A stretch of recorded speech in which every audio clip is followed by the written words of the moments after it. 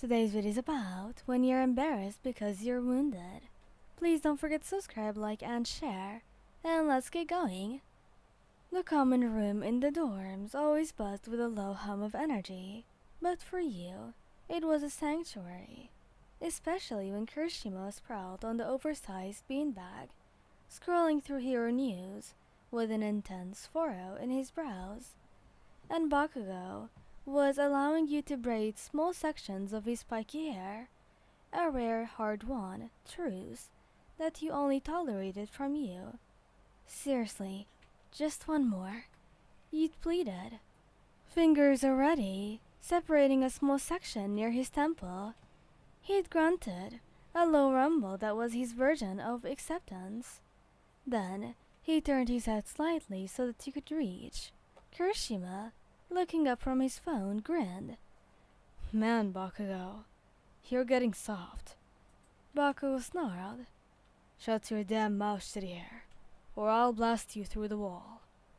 But the threat lacked its usual bite, a testament to the comfortable silence that settled between the three of you.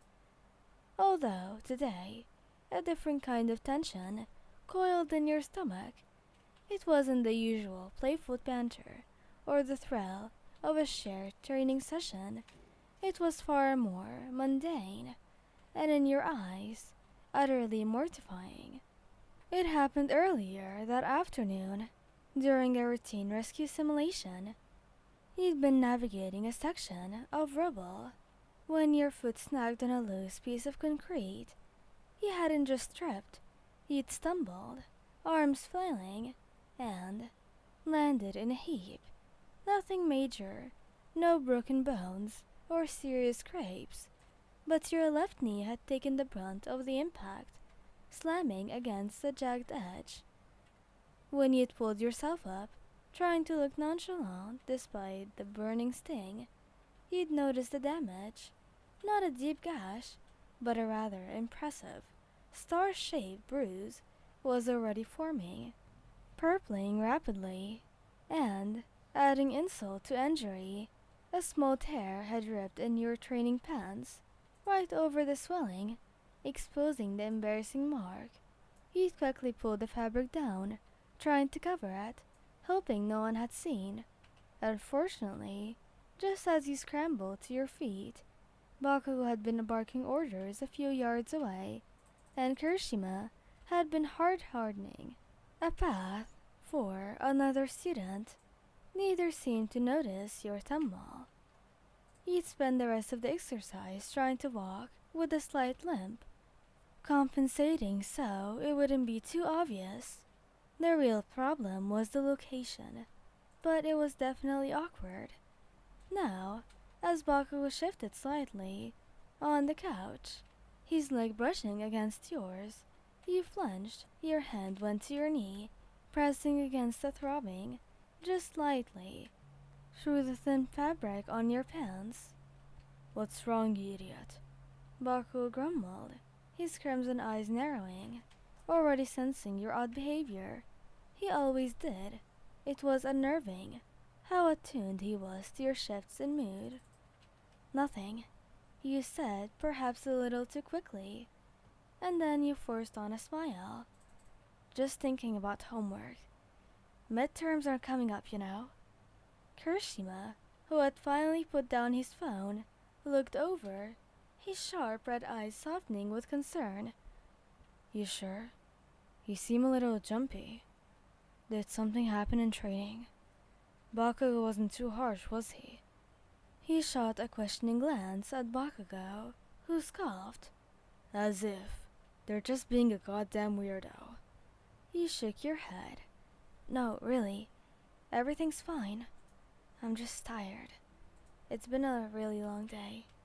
Bakugo's eyes locked onto your knee, catching the way you tried to stretch your legs casually, and the way you'd reacted when the fabric pulled over your knee, sending a fresh jolt of discomfort.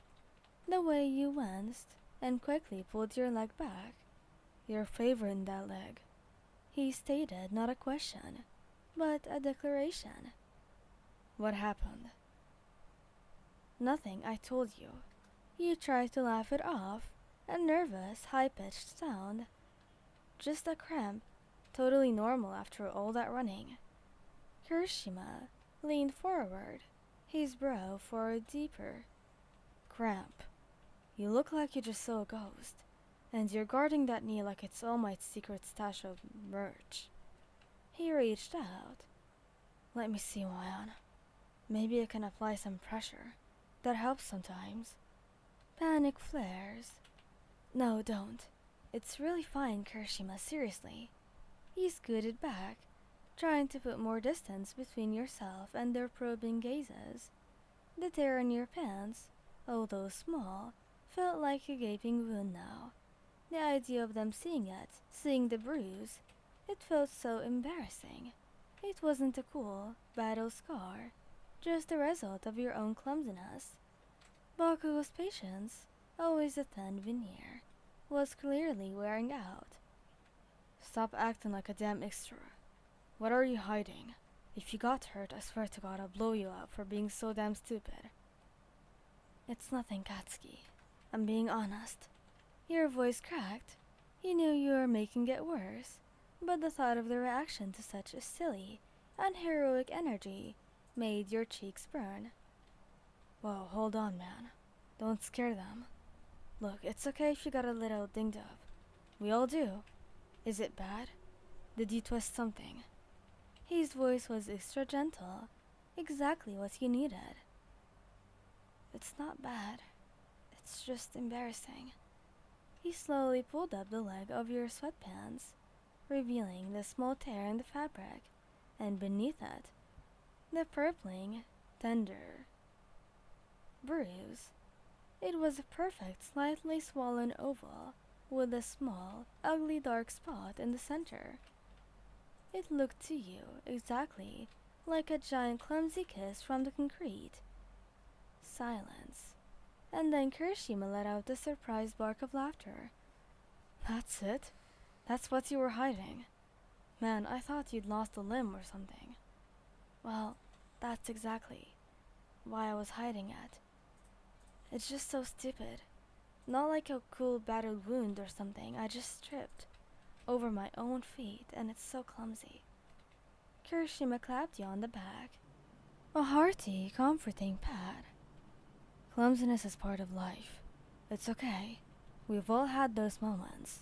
Remember when I tried to jump that wall and just slid down it?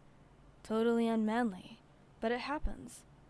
So, come on, let's get some ice on that and maybe a cool bandage if we have one.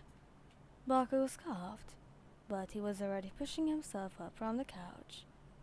Don't be an idiot.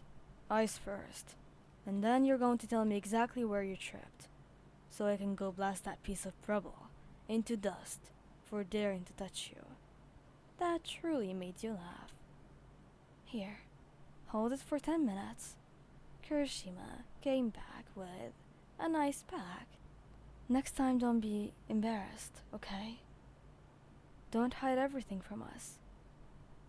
And remember, we're a team, so you don't have to carry anything alone, especially not as silly as a clumsy bruise. He grinned again, nudging you playfully with his elbow. Although I've got to admit, you had us worried there. Wyon. Thanks, guys, you said, a genuine smile finally breaking through. I guess I just got a little flustered. Bakugo let out a short, sharp bark of a laugh, almost a snort. Flustered. You looked like you were about to combust. Just like Deku when he gets a bad grade. Now stop being a damn baby, and let me see that thing properly after the ice. We need to make sure it's not actually a secret alien invasion. Kirishima chuckled. Leave it to Bakugo to make it sound like a threat, when he's just being caring. See? Nothing to be embarrassed about when you have us around.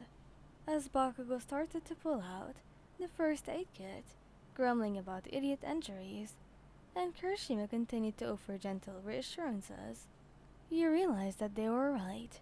This clumsy bruise, this minor embarrassment, had shown you just how much they cared for you, and with them, even in a silly little fall, didn't feel so bad after all. Thank you guys for listening. I hope you liked this video. Please don't forget to subscribe, like, and share, and goodbye!